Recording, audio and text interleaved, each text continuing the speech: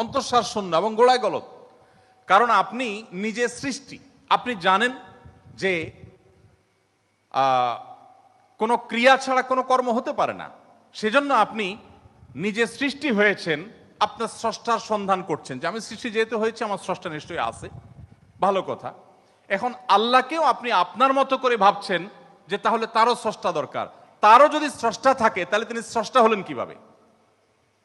আল্লাহর যদি আবার স্রষ্টা বিবেচনা করা যায়, চিন্তা করা যায়, কল্পনা করা যায়, তাহলে তিনি স্রষ্টা হলেন কোত্থেকে? তাহলে তিনিও তো আমার মতো সৃষ্টি হয়ে গেলেন, যে তারও আরেকজন যদি স্রষ্টা থাকে। আল্লাহর কোনো স্রষ্টা থাকবে না, তিনি নিজেই স্বয়ং সম্পূর্ণ। এটা তো অবশ্যম্ভাবী, কারণ সৃষ্টি জগতের আমরা সবাই যখন সৃষ্টি, তাই সকল সৃষ্টির তো স্রষ্টা দরকার। তো স্রষ্টার যদি আবার মনে করেন যে তার আবার সৃষ্টিকর্তাকে, তাহলে সেক্ষেত্রে তিনি স্রষ্টা হলেন কই? তাকে তো আপনি আপনার মতো করে ভাবছেন। তো এইরকম গোড়ায় কিছু গলত থাকে। এবার আসা যাক, প্রশ্নে আপনি লিখেছেন যে বেশিরভাগ মানুষ জাহান্নামে যাবে আল্লাহ জানেন, তাহলে আর দরকার ছিল কি তৈরি করা? এখন এখানে রুটিন দায়িত্বপ্রাপ্ত উপাচার্য মহোদয় আছেন। যদি বলা হয় কোনো শিক্ষা প্রতিষ্ঠানের প্রধানকে যে স্যার আপনি জানতেন আমরা বেশিরভাগ ছাত্র পরীক্ষা ভালো করব না, আমরা আন্দোলন সংগ্রাম নিয়ে ব্যস্ত ছিলাম, পরীক্ষাটা ভালো হবে না, আপনি জানতেন স্যার, তারপর আপনি পরীক্ষাটা কেন দিলেন বলেন? কোন কথার উপরে ঠিক? পরীক্ষা দেওয়া হয়েছে কেন এই জন্য?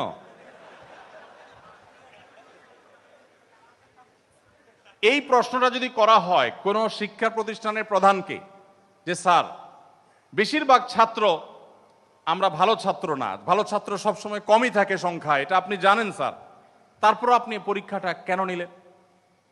স্যার যদি পাল্টা প্রশ্ন করেন, পরীক্ষা যদি আমি না নিতাম তাহলে তোমরা বলতো স্যার আমরা পরীক্ষা দিয়ে দেখতেন সবাই পারতাম। এ কথা বলার অপশন থাকতো কি থাকতো না? স্যার আপনি পরীক্ষা দেন নাই কেন? আপনি দিতেন, দেখতেন আমরা কি পরিমাণ যোগ্য, কি পরিমাণ পড়াশোনা আমরা করেছি, আন্দোলন করেছি, তাতে কি হয়েছে? পড়া পিছিয়ে নেই আমরা, সব ক্ষেত্রে আগে আছি, এর ফাঁকে ফাঁকে আমরা পড়ালেখা করেছি। তাহলে আল্লাহ রাব্বুল আলামিনকে আপনি একই প্রশ্ন করতে চাচ্ছেন যে আল্লাহ বেশিরভাগ মানুষ তো জাহান্নামে যাবে, আপনি জানেন, তাহলে সৃষ্টি করলেন কেন? এখন মানুষকে যদি আল্লাহ তাআলা এই অনুভূতি শক্তি তার সৃষ্টির আগেও দিতেন, তাহলে মানুষ তো বলতো আল্লাহ ফেরেশতাদের তৈরি করেছেন, জিনদের সৃষ্টি করেছেন, আমাদেরকে কেন সৃষ্টি করে ইচ্ছা শক্তি দিলেন না? তাহলে আমরা একটু দেখাই দিতাম। আপনি এই প্রশ্ন তো আল্লাহকে করতে পারেন।